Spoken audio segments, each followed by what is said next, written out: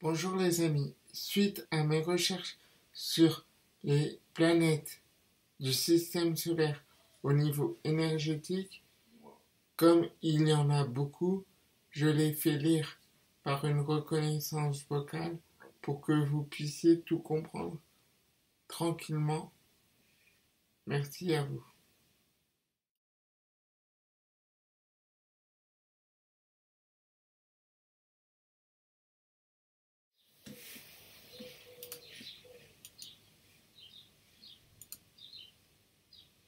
Lune. En ésotérisme, ce satellite de la Terre est considéré comme une planète à part entière. On le met en lien avec la Terre, Vénus et Saturne, corps céleste de rayons mauve blanc ou argenté, connu sous le nom mystique de Shad-e-Elkai, Shad-e-Elkig. Elle produit l'attraction par la couleur puce, brun-roux, et la répulsion par la couleur bleu azuré. Résidence de Jéhovah et des anges, on l'appelle la maîtresse de la poussée spirituelle, transfiguration spirituelle, ou des illusions, selon qu'elle est bien ou mal aspectée. D'après la Kabbale, elle est une création de Tav, l'étoile de vérité, pour éclairer, à l'arrivée de la nuit, la surface de la Terre. Cet astre, lié à l'eau, éclaire l'inconscient et les émotions. Il révèle le labyrinthe, en accentuant les contrastes. Quand il brille de tout son éclat, il reflète la lumière du soleil qui a traversé le filtre du psychisme, révélant les illusions qui dorment dans les profondeurs personnelles, permettant d'accroître la conscience. Ainsi, miroir du soleil, la lune est son don d'amour, le satellite naturel de la Terre éclairé par le soleil, qui présente toujours la même face à la planète. Unique satellite de la Terre, qui éclaire souvent la nuit d'une lumière réfléchie du soleil. En alchimie, elle évoque l'œuvre au blanc, la transmutation en argent, avant le passage à l'œuvre au rouge. On dit que la lune est limpide ou noire, douce comme le miel ou amère comme le fiel, gracieuse ou grimaçante, joyeuse ou terrible, rassurante comme le jour ou inquiétante comme la nuit, amoureuse ou meurtrière, amicale ou farouche, et qu'elle traduit tous les paradoxes de la vie universelle. Voilà celle qui donne ou qui prend, toujours secrète et hermétique, aride ou fertile, qui réclame l'esprit de service ou le sang des sacrifices.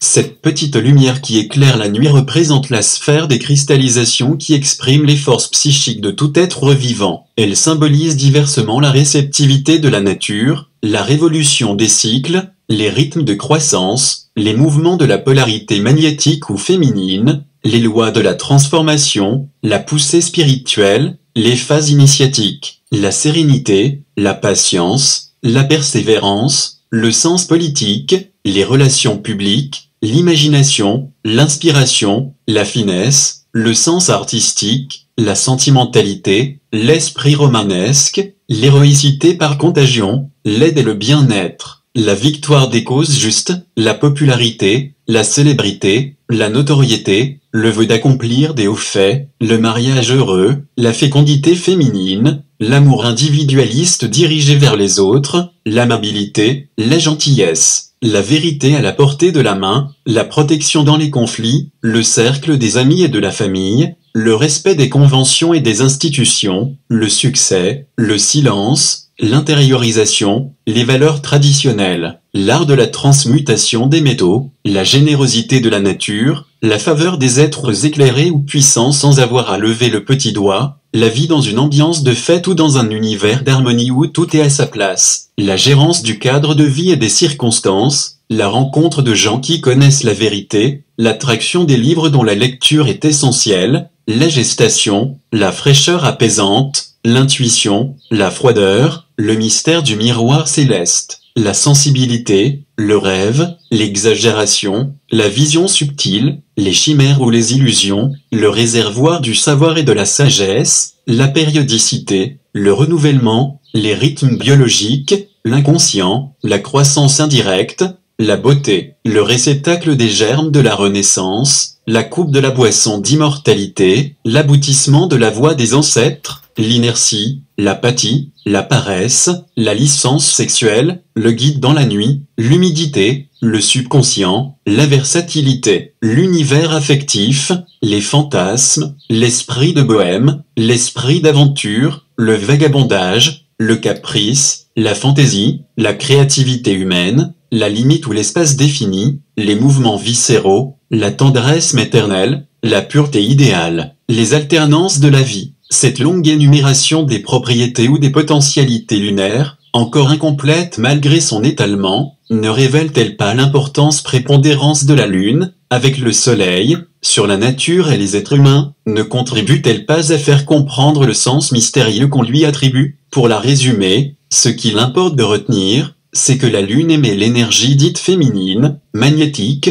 passive, réceptive, accueillante, attractive, qui, en excès, peut devenir régressive et involuante. Parce qu'elle densifie et cristallise les formes subtiles, elle voile une forme pensée puissante et ancienne tantôt reliée à Vulcain tantôt à Uranus, image de la mer cosmique, d'une lumière supérieure à celle qu'elle répand et qui se voile pour mieux révéler ou mettre en évidence les effets du soleil, elle figure le principe initiatique et intuitif du principe féminin. Elle résume la loi du devenir cyclique ou de la variation périodique. Elle dévoile la beauté et la lumière qui subsistent dans l'immensité des ténèbres. Elle identifie la connaissance réfléchie ou par reflet, la connaissance indirecte, discursive, progressive, froide, donc rationnelle, théorique, conceptuelle. C'est la reine des cieux qui règne sur la pluie, les eaux, la mer et les vents, la patronne des accouchements physiques, psychiques et spirituels, révélant la puissance fécondante de la vie et la fertilité de la nature. Elle donne l'image de la femme cosmique, passive, réceptive, instable, transitoire, influençable. On la relie spontanément à la naissance des formes et des enfants, à la vie infantile, archaïque,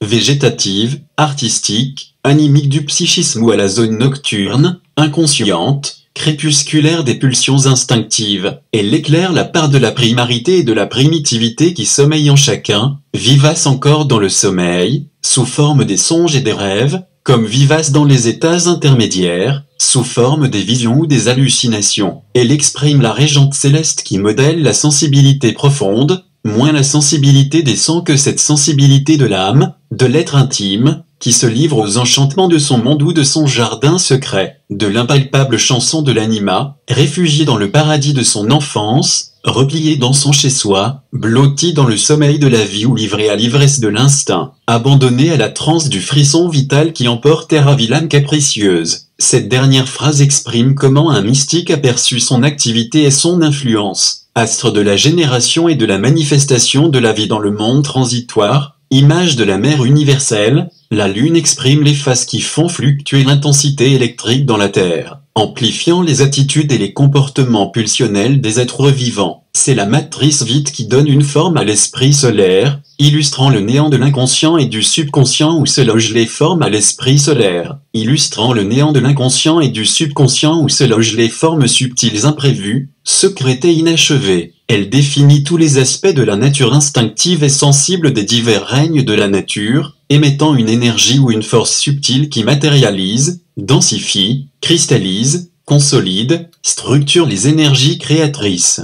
qu'on appelle en alchimie le coagulat, en affinité avec la pierre de lune, la perle, le corail, les coquillages et l'argent. Elle favorise la régénération, les incursions dans l'inconscient et le subconscient et induit dans une méditation profonde, paisible et douce. Elle contient les archives intérieures, les registres de la mémoire, rappelant sans cesse que tout vient à point à qui sait attendre dans la patience, la persévérance, la sérénité. Elle révèle que la force naturelle de la vie puise les éléments de l'équilibre psychique dans la lumière solaire. Elle est associée à tous les aspects féminins d'organisation, de gestation, de protection, de nutrition, de soins tendres et diligents, de réconfort, de soutien, de force d'âme. La Lune poursuit un grand cycle de 19 ans et un petit cycle de 28 jours, comme le savent très bien les femmes. Elle désigne le lieu de passage après la mort qui conduit à l'unité, image de l'âme universelle qui donne tout sans rien reprendre, mais, paradoxalement, en reprenant tout, elle capte la lumière de certaines régions particulières du cosmos, comme un miroir, pour la refléter. Située entre la Terre et le Soleil, elle reflète tantôt les courants énergétiques de l'un tantôt ceux de l'autre. En période de croissance, tournée vers le Soleil, elle projette les influences de tout ce qui émane du monde supérieur. En période de décroissance, tournée vers la Terre, elle reflète ce qui provient des mondes inférieurs. Sphère de l'éther ou de la substance subtile, siège de la vie, dépositaire de toutes les forces célestes, elle sert de réceptacle pour cueillir les émanations des autres planètes. Dans son aspect le plus élevé, elle propage la pureté absolue de l'être suprême.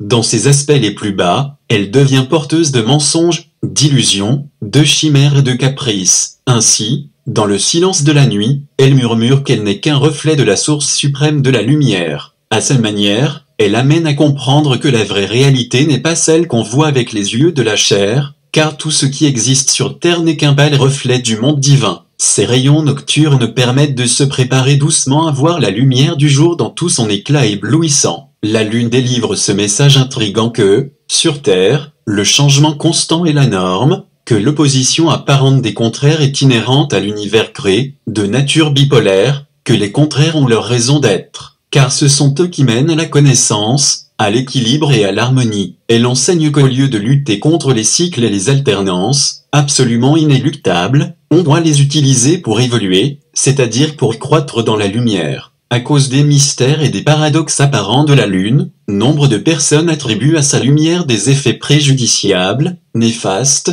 maléfiques. Aussi évitent-elles de sortir les soirs de pleine lune ou d'exposer leurs enfants à sa lumière, croyant qu'elle peut affecter gravement leur psychisme, jusqu'à altérer leur santé mentale. Voilà une superstition bien curieuse, mais explicable, qui les prive de merveilleux moments à marcher dans la nature certains soirs. Ce qui est parfaitement vrai et juste, en revanche, c'est que la lune ne correspond pas à l'astre miroir des textes sacrés ou mystiques, dont elle n'est qu'une valeur symbolique, voilant en réalité la mère divine, appelée la lune cosmique. En effet, la lune, ce satellite de la Terre, constitue un astre mort et stérile, relié au centre sacré de l'arbre de vie, tandis que la lune spirituelle, la matrice universelle, est reliée au lotus aux 1000 pétales. Voilà une confusion bien déroutante pour le profane. La lune spirituelle identifie tantôt Vulcain tantôt Uranus, comme nous l'avons précisé plus haut. En tant que forme inerte, dépourvue de végétation et de vie, la lune physique,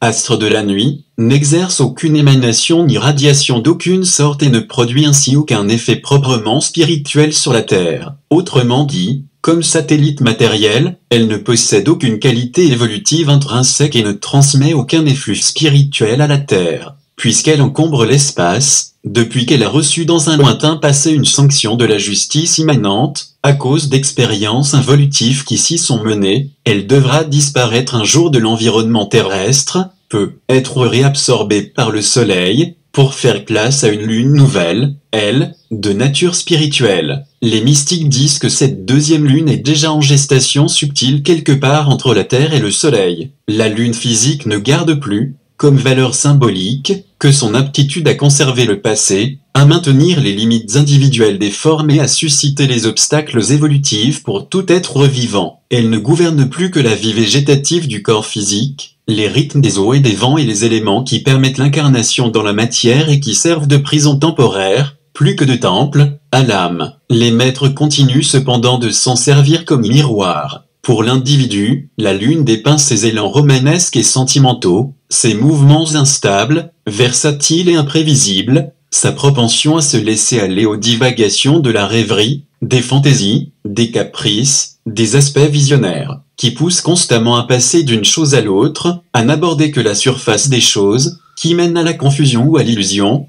qui l'amènent à se laisser déranger par les conditions environnantes. La lune favorise la réalisation des projets déjà formés, des voyages courts, rapides d'importance immédiate, assurant notamment la protection lors de voyages en avion et en bateau, les relations avec le public, les changements de résidence, le domaine de la politique, les mondes du spectacle, des conférences et des représentations. Elle régit tout ce qui est provisoire et éphémère, inculquant la compréhension de ce qui est contingent, relatif, aléatoire. Elle aide à comprendre le sens du renoncement. Elle aide à équilibrer les aspects de la polarité et les contextes électromagnétiques. Elle facilite la maîtrise de la dualité. Elle révèle les changements imprévus qui se trament sur les mouvements des choses, pouvant aider à déceler les pièges, traquenards, embûches, guet-apens, machinations, tractations secrètes. Elle donne la connaissance profonde des éléments importants et profonds d'une situation. Elle confère la clairvoyance dans la direction de sa vie. Elle améliore l'équilibre psychique,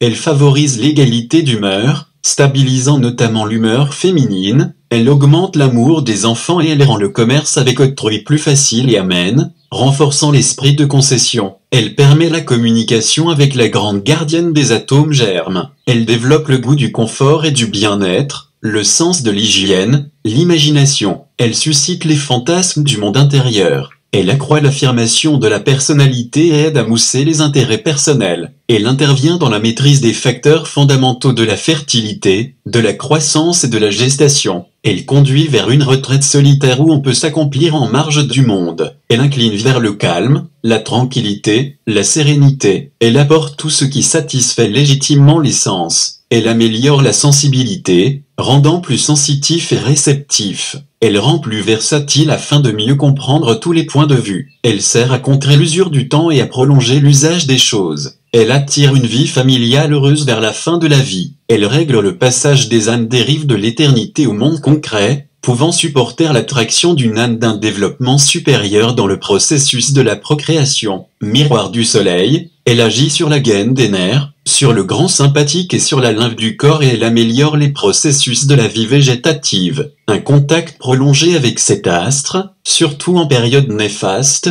lune noire, peut rendre vain, illusoire, inerte, stérile, apathique, capricieux, fantaisiste, chimérique, morose, morcelé, surtout si la centration sur sa demande n'est pas bien menée et maintenue. En fait, la Lune n'a pas de qualité propre, elle concentre les qualités des autres planètes du système solaire et des signes du zodiaque. Cet astre régit la conscience de l'absolu et elle inculque une grande poussée spirituelle. Elle offre son influence bénéfique dans les secteurs des achats, des ventes, du commerce, des affaires de cœur. Elle renforce l'ambition, elle favorise les bons augures et elle attire les occasions favorables. Elle permet la compréhension de la communion des saints, Sainte Assemblée, par contact avec l'âme universelle ou les énergies christiques. Elle fonde l'archétype de la femme, surtout dans ses rôles de nourricière et de soigneuse. Elle inculque le besoin d'enfanter et d'élever une famille. Elle préside à l'affirmation de la femme et de l'épouse, au développement des sentiments, de la réceptivité, de la passivité, au sens du redon et du reflet. Elle règne aussi sur la maison et la domesticité. Elle agit notamment les liquides, la croissance des plantes, la fertilité et la gestation. Elle offre son aide dans l'entretien des animaux et des plantes. Elle incline vers les carrières dans les domaines de la représentation de commerce, d'agence électorale, d'occupation domestique, de commerce des liquides et des produits chimiques, du domaine maritime et de la navigation, d'assistance sociale, d'aide matrimoniale, des besoins généraux, des commodités de la vie quotidienne, des activités de groupe, de création collective, de travail d'organisation ou de collaboration, de médecine et de soins, d'occupations intellectuelles sans continuité, de culture éphémère, de plaisir et de divertissement. Elle régit encore les domaines du commis voyageur, du cuisinier, du journaliste, du rédacteur et du courriériste du cœur, tout travail littéraire, du conseiller ou du confident, du pédagogue et du psychologue, de la gestion des hôtels, auberges et pensions. Elle renforce le courage personnel, l'esprit d'endurance, persévérance, et la confiance en soi. Elle améliore les talents d'exécution, surtout elle aide à mieux exprimer son être. Elle incline vers l'écologie et elle améliore la qualité de l'environnement. Elle intervient dans l'attraction des femmes, pour un homme, et elle amenuise le pouvoir viril, pour les attaques contre la femme. Elle aide à tirer des éléments chaotiques de l'inconscient. Elle assiste le développement de la naissance à 21 ans. Elle développe les facultés extrasensorielles. Elle ouvre brièvement à la nouveauté et favorise les relations nouvelles. Elle développe la sincérité, le sens pratique et l'objectivité. Elle améliore la sociabilité. Elle ravive les souvenirs de l'enfance et elle donne des songes clairs. Elle améliore les activités de la vie nocturne. Elle améliore la transition entre les cycles et aide à comprendre les incessantes transmutations. En excès, elle peut rendre naïf, exagérément candide ou crédule, fort docile, infantile ou puéril, trop sensible et sentimental, puissamment émotif, envieux et jaloux, lancé dans des occupations stériles. Lune asservie, elle évoque la décroissance de cet astre qui, alors dominé, reflète les énergies et les influences des mondes inférieurs. Il s'agit de la coupe inversée du ciel. Lune bleue, elle dépeint les qualités féminines, compréhension, organisation, clémence, harmonie de groupe, gestation, soin, nourriture, compassion, amour tendre, générosité, pardon, acceptation des autres, fertilité, croissance à son rythme à travers les cycles, etc. En fait, la lune bleue concerne un mois qui contient de pleines lunes, un phénomène qui se produit approximativement tous les 30 mois. Lune cornue, elle désigne la déesse Diane. On l'illustre ci-contre, à gauche. Lune d'argent, elle symbolise la douce puissance du don généreux et inconditionnel exerçant une influence bénéfique sur les relations humaines et dans tous les aspects de la vie universelle. Il s'agit de la force angélique de Gabriel, le révélateur et l'annonciateur des bonnes nouvelles de salut et d'accomplissement. Elle accorde l'intuition, l'inspiration, la protection, le support tutélaire, l'avènement de circonstances extraordinaires, les énergies constructives et évolutives. Elle exprime une phase initiatique dont on retirera surtout des bienfaits naturels, régénération, croissance, clarté mentale, échange égalitaire et sain, sexualité équilibrée, sans logique accrue, télépathie, etc. Lune décroissante, elle représente la lune des sorcières, sourcières, et de la magie noire, la lune asservie. Lune de la nuit, par comparaison à la lune du jour ou du soir, elle indique une porte céleste qui s'ouvre pour laisser passer sa lumière, un enseignement qui résume le savoir des grands sages. Elle vibre intensément pour transmettre de nouveaux rayons et de nouveaux messages qui ajustent la conscience des êtres vivants au rythme actuel de la conscience cosmique. Elle révèle la force de l'énergie de la vie universelle dans l'espace infini. Elle renseigne sur une transformation évolutive en cours et sur celles qui suivront incessamment. Lune des maîtres, elle réfère à la pleine lune du mois de mai, dans le signe du Taureau, le moment de la rencontre du Bouddha et du Christ pour unir et fusionner l'Orient et l'Occident. C'est la fête du Vesa, pour les Celtes, la lune des héros, pour les Celtes. Elle illustre l'espèce d'aura sanglante qui jaillit du sommet du crâne du héros en état d'excitation guerrière. Lune du soir, par comparaison à la lune du jour et à la lune de la nuit, celle-ci propose un moment de réflexion indispensable, conviant à remettre à plus tard un projet ou une décision pour mieux les formuler ou les clarifier, car, tel quel, il comporte encore des imprécisions ou des inconvénients. Elle suggère d'intégrer plus lentement ses choix pour les soumettre à nouveau à la réflexion éclairée ou à un bon conseiller plus expert que soi. Lune du vent, dans le calendrier Wiccan, un ordre de sorcellerie, celle-ci identifie le jour où s'effacent les choses qui doivent faire place au changement. À ce moment, on nettoyait les champs pour les prochaines semailles. Lune et soleil, ensemble, ils donnent une image d'éternité. Lune morte, elle désigne la lune noire. Lune noire, elle évoque la maîtresse des songes terribles, cauchemars, l'ombre de l'inconscient, la reine des obscures pulsions,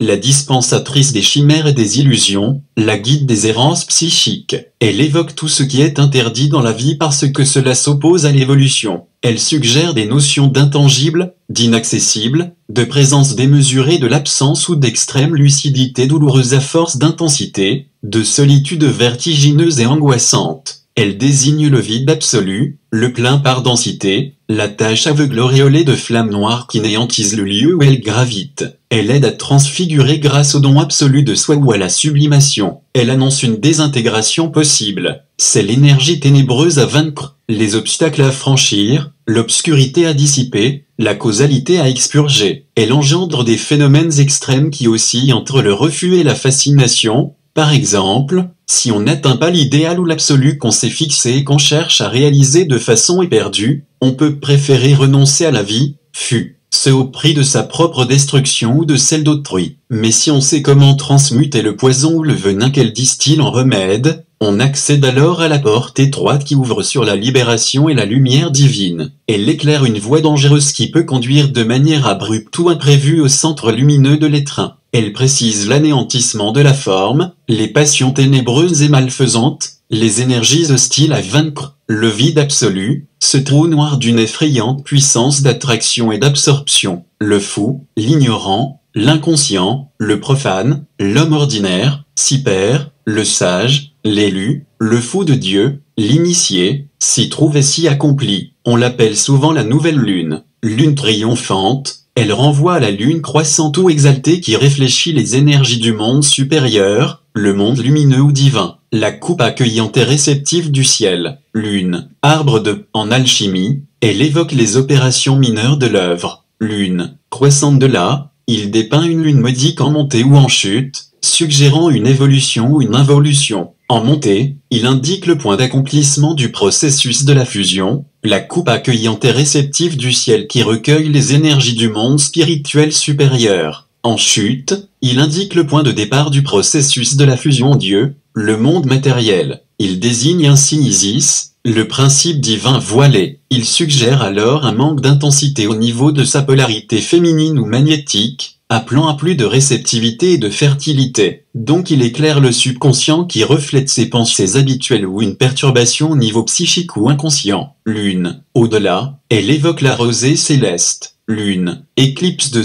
elle exprime un manque de vision en raison d'un manque de connaissance, de discernement, d'embûches secrètes, de mensonges, de doutes, de complications, de pièges, de calomnies. Elle révèle un besoin d'analyser objectivement une situation pour éviter de se perdre dans ses émotions ou dans les méandres de son psychisme. Elle attire l'attention sur les éléments irrationnels qui projettent leur ombre et perturbent sa vie. Il presse d'abandonner les petits jeux sans importance et les préoccupations puériles. Lune, face cachée de là, elle évoque la splendeur méconnue de soi. Lune, lumière de là, elle précise la direction de la sagesse supérieure de l'énergie féminine réceptive de la mère divine. Lune, nouvelle, elle donne le symbole d'une lune ascendante, donc d'une force en montée à son point de départ. En tant que lune noire, elle peut angoisser et inquiéter, mais en fait, elle annonce un regain d'enthousiasme, car une nouvelle lumière va bientôt se faire. Formation de nouveaux projets, acceptation d'idées progressistes,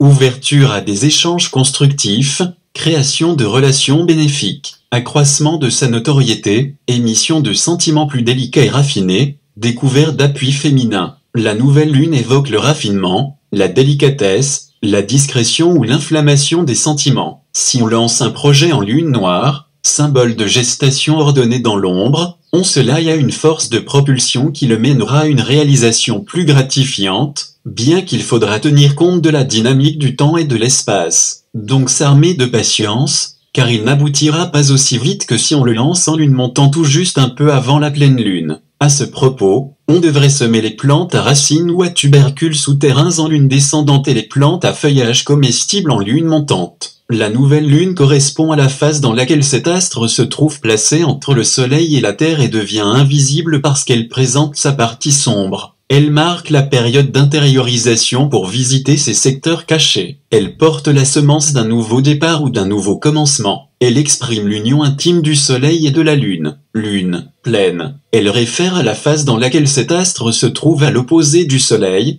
par rapport à la Terre, présentant alors son hémisphère éclairé sous la forme d'un disque entier. Elle engendre une bulle dans le champ magnétique de la Terre, d'où elle exacerbe les élans émotionnels et les pulsions inconscientes. Elle engendre une grande force subtile qui amplifie les bons et les mauvais aspects du comportement pour aider à prendre conscience de ce qu'il faut retenir et bannir de sa conscience. Si on profite de ce moment pour s'investir de façon créative et constructive dans son évolution, tout tournera graduellement à son avantage. Il faut savoir orienter ses influences naturellement puissantes et bénéfiques pour dissoudre ses ténèbres psychiques, transmuter sa sensibilité et illuminer son mental. La pleine lune confère une puissante poussée spirituelle et elle augmente spontanément son potentiel de perception et d'intuition. En elle-même, elle exprime ce qui doit croître, se rendre à terme, se finaliser, aboutir à son accomplissement, parvenir à sa conclusion, atteindre sa perfection dans chaque être. Elle donne un gage de plénitude. Elle renforce les grands rêves de l'humanité, accroît la puissance de l'imagination, affine les sentiments profonds, active le plan astral de la Terre qui contient les désirs et les nostalgies des êtres humains, révèle la mer des origines, éclaire les mystères de la vie, rayonne la sagesse et l'intelligence dans les espaces universels.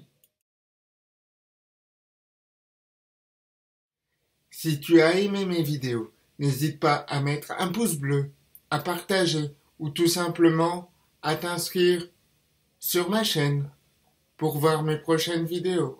Allez, à bientôt!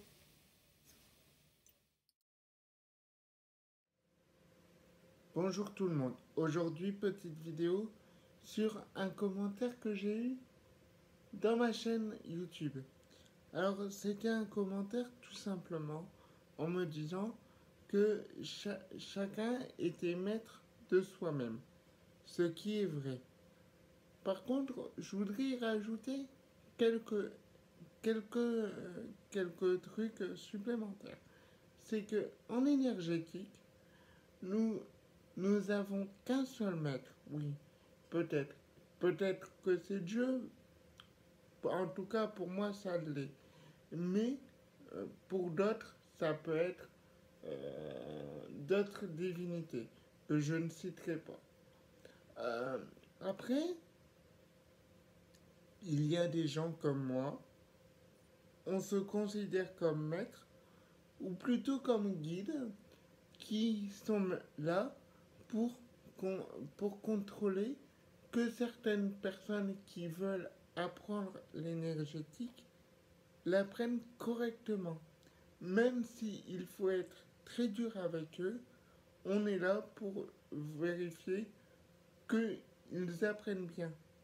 Et nous ne sommes pas là justement pour les engueuler, mais pour leur montrer le bon chemin.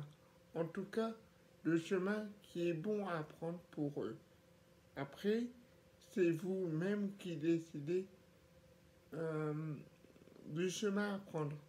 Mais ce qui est important, c'est de toujours avoir quelqu'un à côté de soi qui est là et qui vous apprend à utiliser vos capacités ou qui peut vous conseiller dans vos capacités, à les utiliser tranquillement, paisiblement. Il y a des fois, bien sûr, c'est compliqué. Moi, j'ai déjà eu plusieurs maîtres. J'en ai déjà eu, si j'ai bien compté, en réfléchissant à cette vidéo, j'en ai eu une dizaine. Mais il y a eu toujours pour moi un maître principal qui était ceux qui étaient en haut. Mais par contre, ceux qui étaient en haut m'envoyaient toujours une personne pour apprendre quelque chose.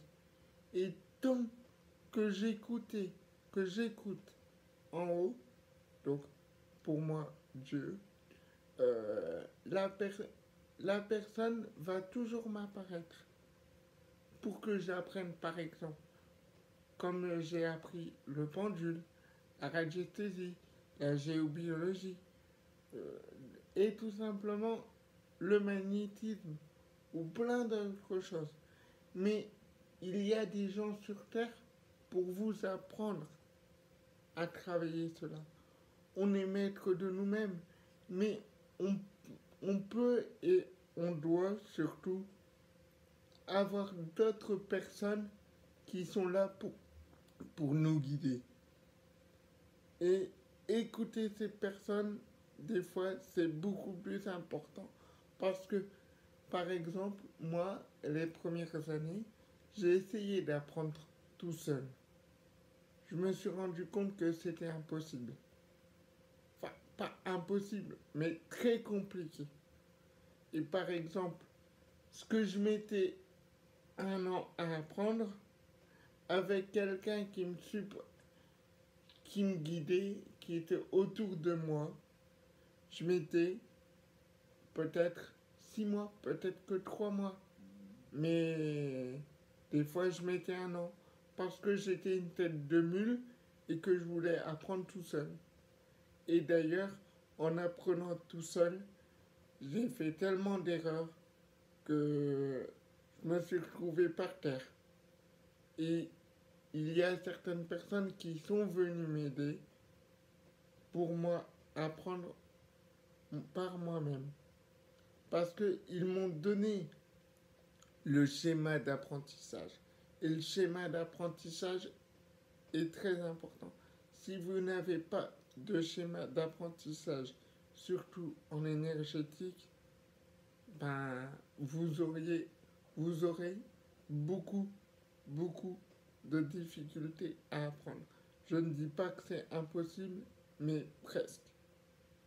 Et si vous écoutez pas votre petite voix, pas vos anges, pas vos divinités que vous avez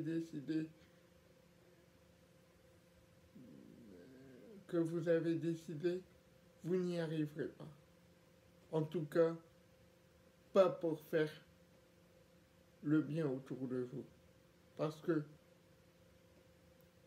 que entre le bien et le mal va toujours vous montrer le chemin de facilité. Et le chemin de facilité, c'est souvent d'apprendre soi-même. Et quand on apprend soi-même, on peut faire des erreurs. Par contre, quand on apprend en groupe, on apprend correctement. Pas tout à fait correctement. Mais en tout cas, si il y a des erreurs ou des choses à revoir, le groupe peut vous dire, ah, il y a ça à revoir. Et ça, c'est important. Mais oui, on est chacun maître de soi-même. Mais on peut écouter les autres et surtout suivre les conseils de certaines personnes. Voilà ce que j'avais à dire. À bientôt. Si tu as aimé mes vidéos, n'hésite pas à mettre un pouce bleu, à partager ou tout simplement à t'inscrire sur ma chaîne pour voir mes prochaines vidéos. Allez, à bientôt! Bonjour tout le monde, aujourd'hui petite vidéo sur les solides de Platon. Je ne vais pas vous les présenter, c'est juste pour répondre à une question. Donc, les solides de Platon sont faits des 4 éléments eau, feu, terre, air. Et le cinquième, c'est l'énergie universelle. En fait, pour moi, c'est le 5e élément et celui qui réunit tous les éléments. C'est l'énergie cosmique par lui-même. Donc, on m'a demandé s'il était possible d'augmenter la puissance avec tout simplement du cristal de roche. La réponse est toute simple, elle est oui. Par contre, petit conseil, quand vous utilisez les solides de Platon, ne le faites pas sans surveillance ou ne le faites pas tout seul la première fois. Car moi j'ai déjà eu le coup et j'ai voulu faire mon malin.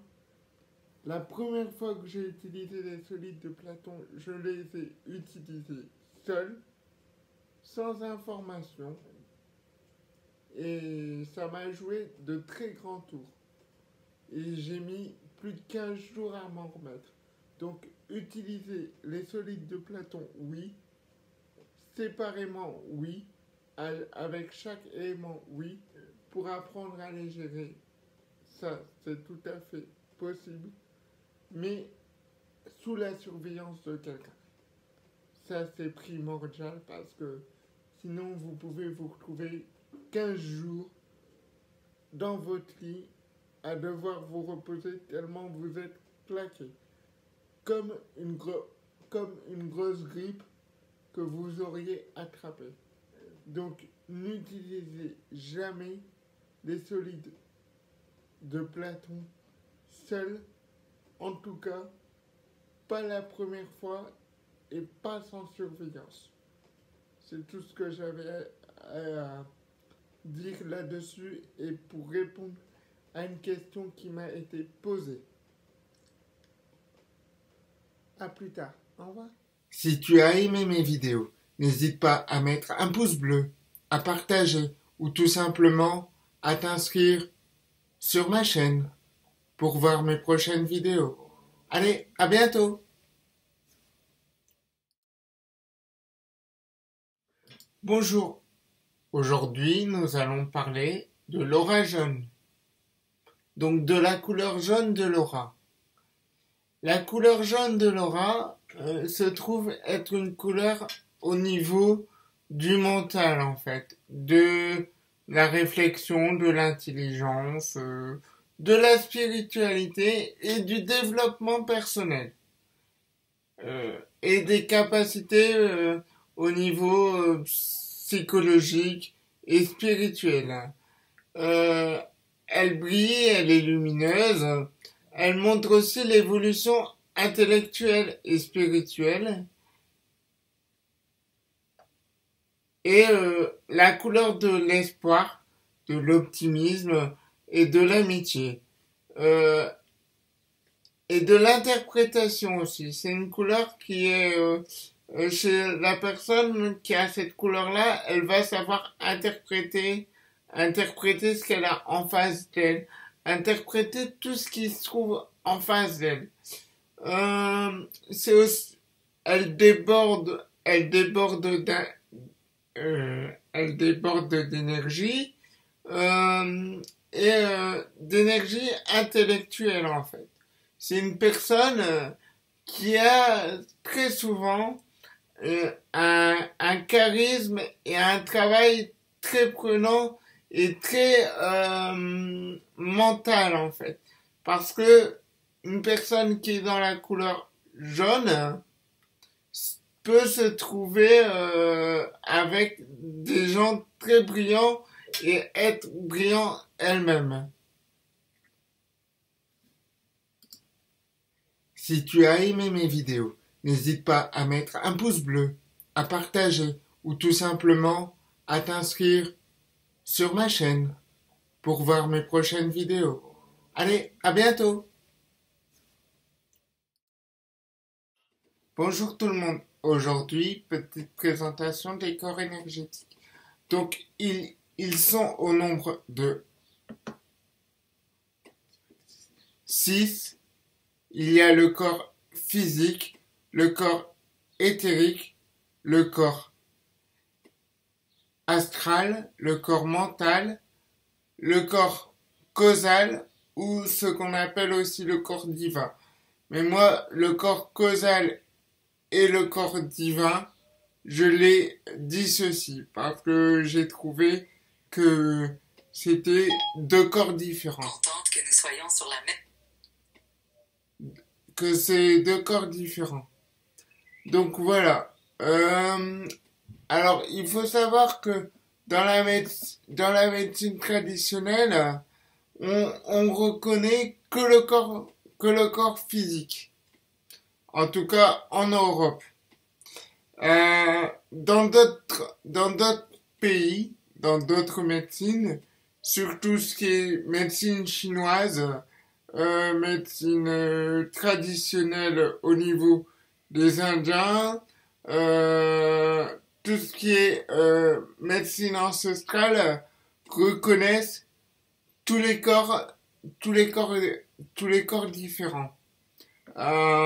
Ensuite, les corps différents sont juste là pour pouvoir transmettre de l'énergie au corps physique.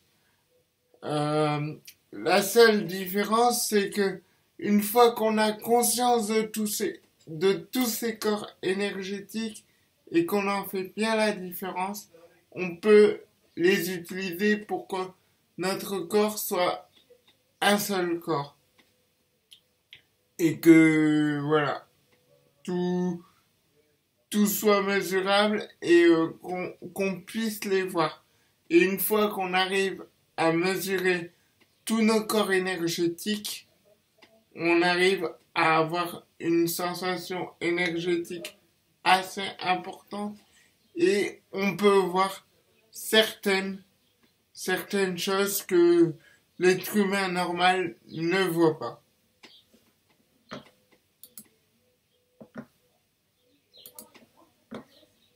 Si tu as aimé mes vidéos, n'hésite pas à mettre un pouce bleu, à partager ou tout simplement à t'inscrire sur ma chaîne pour voir mes prochaines vidéos.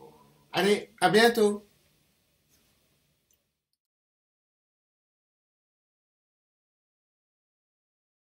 Bonjour. Aujourd'hui, je voudrais vous présenter la labradorite.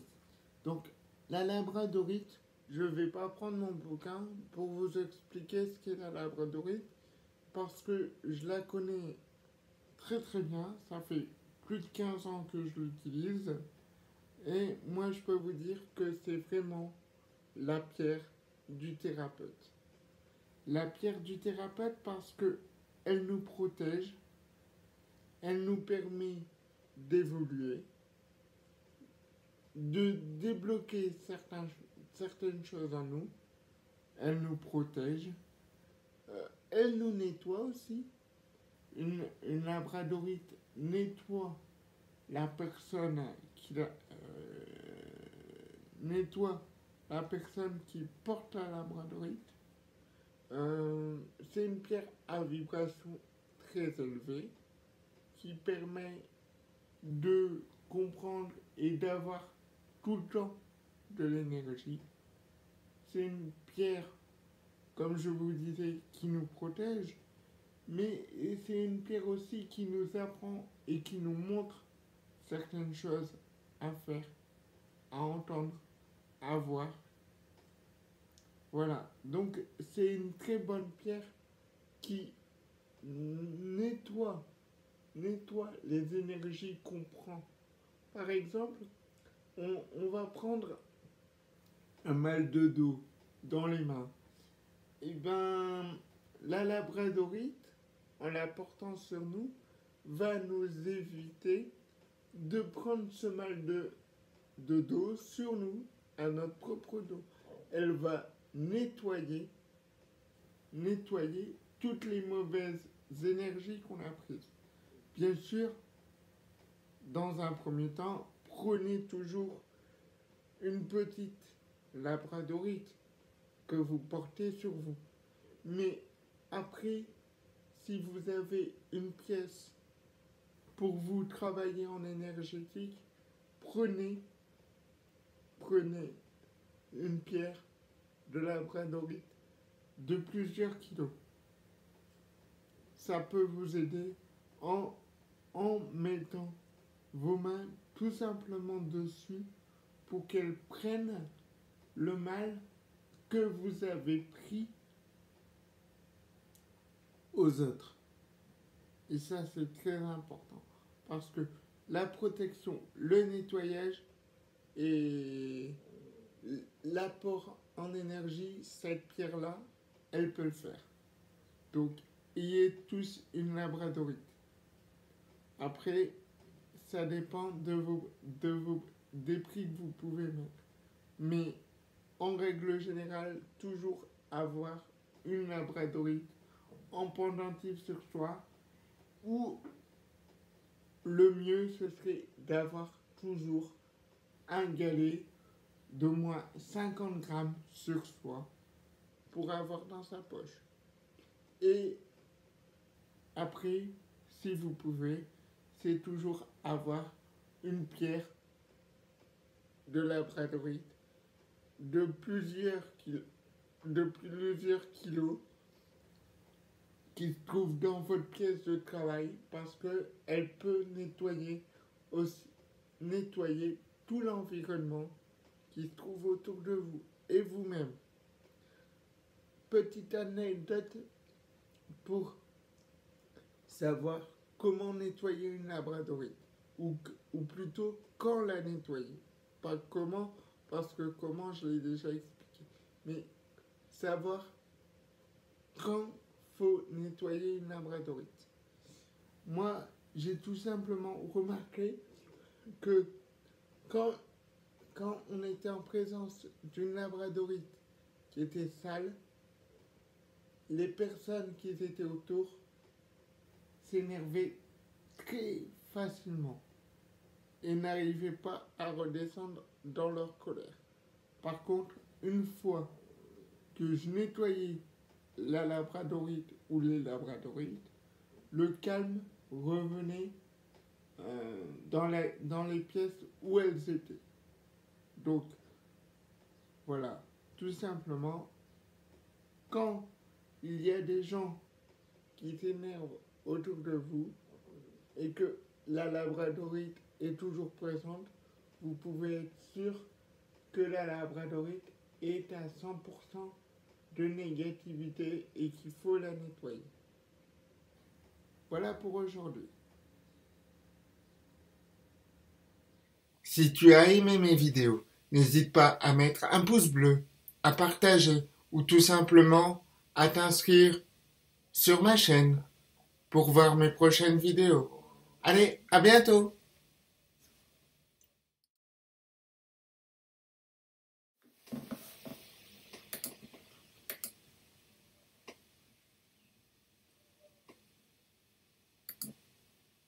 Les encens purificateurs, à vous de choisir celui qui vous correspondra le plus selon son parfum. Vous pouvez faire des mélanges si vous le souhaitez aussi. Sachez cependant qu'il y aura un ordre de priorité à établir selon les actions que vous souhaitez. Si par exemple vous voulez mélanger du benjoin avec de la lavande afin de purifier votre maison mais avec une action apaisante, alors le benjoin sera majeur, 2-3, et la lavande mineure, 1-3. Par contre, si vous voulez un encens de protection seulement avec plusieurs parfums, vous pouvez mélanger à part égale, anis plus basilic. Acacia neutralise les ondes négatives, permet aux vibrations positives de se manifester dans un lieu, protection, purification, pouvoir psychique, stimule l'harmonie et l'habilité psychique, encens de bénédiction et de pouvoir, inspiration, évolution spirituelle, guérison, invocation à l'extérieur d'une maison pour les esprits et l'ento, à l'ouest du Cap, désenvoûtement, exorcisme, ambre, bouclier contre les ondes négatives, stimulant, symbolise l'attraction solaire, spirituelle et divine, apporte puissance et force à un rituel de pouvoir, divination, clairvoyance, ouverture du troisième œil, vitalité, sexualité masculine, amplifie et fixe les vibrations magiques,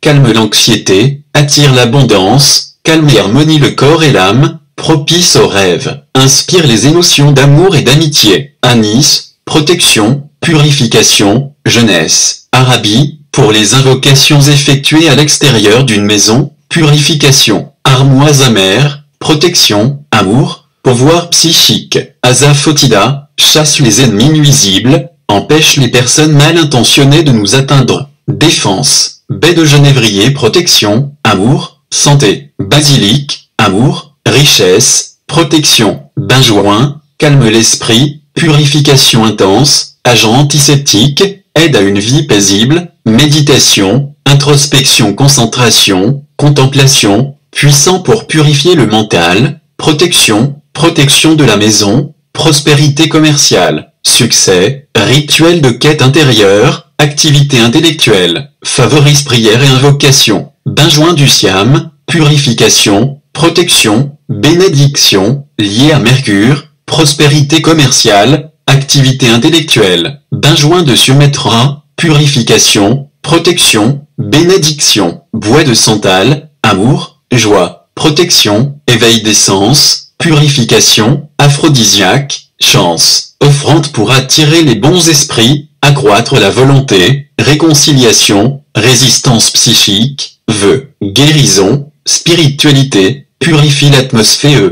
détachement matériel, progresser dans la méditation, Boswellia sacra, Oliban Doman, considéré comme la meilleure qualité d'oliban dans le monde, protection, amour, purification de l'habitat, Boswellia serrata, Oliban d'Inde, purifiant, facilite la méditation, favorise la voyage astral, camphre, détruit les entités négatives, génère l'illusion, apporte clarté illuminatrice, purifie les lieux de toutes influences négatives, neutralise les rebuts psychiques et éthériques, laisse un sentiment de paix et de sérénité propice à l'harmonie, idéal lors d'un déménagement ou de l'acquisition d'un nouveau local de commerce, protection psychique et de la santé, chasteté, divination, cannelle, favorise la bonne humeur et la prospérité dans la maison, développe la créativité, spiritualité, bonheur, succès, guérison, force, pouvoir psychique, amour, protection, stimule l'appétit, carnation, protection, force, guérison, cathédrale,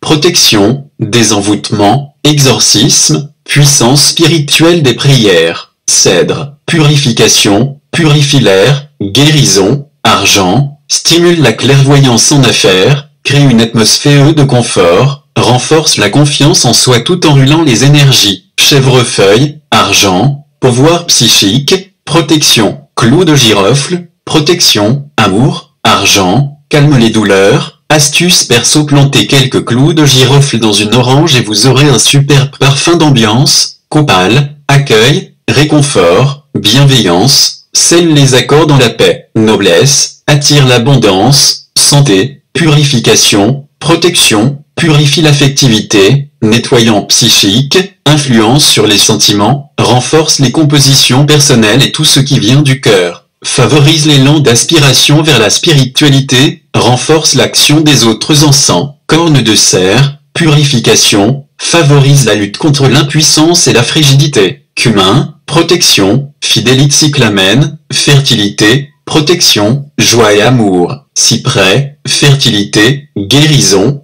confort, protection, opéation spirit et nécromantique, eucalyptus, guérison et protection, purifie l'atmosphère, géranium, fertilité, santé, amour, protection, gassoul, nettoyant astral, chasse les mauvais esprits de la nuit, ginseng, amour, vœux, guérison, beauté, protection, gomme ammoniaque fassou, purifie le corps et l'esprit, magie africaine, éloigne les démons, grec rose, pour protéger et intensifier les relations amoureuses, l'amitié et les sentiments sincères, Isso, purification, protection, jacinthe, amour, protection, joie, jasmin, chance, douceur, calme, paix intérieure, méditation, recherche et protection de l'amour et de l'affection, argent, jeu, développe les facultés psychiques, aide aux rêves prémonitoires, aide à l'équilibre, fragrance vibratoire de l'archange Séaciel et de Saint-Georges, Jérusalem, purifie et agit en faveur de celui qui prie, accroître le désir de vaincre les difficultés, consécration d'un lieu destiné à la prière ou à la méditation, protection, utilisée par les prêtres. L'arme de Somalie, renforce l'action d'autres encens. L'arme du Soudan, l'Oudan, renforce l'action d'autres encens. Lavande, protège la famille, développe les facultés de voyance, élimine les ondes négatives, protection, bonne détente du système nerveux, calme, paix dans la maison, anti-stress, amour, bon sommeil, chasteté, longévité, purification, joie, chasse la microbe, la déprime et les angoisses, le couteau suisse des encens, un de mes préférés, lavandin, incite à la patience, la douceur et la droiture, accorde la protection psychique,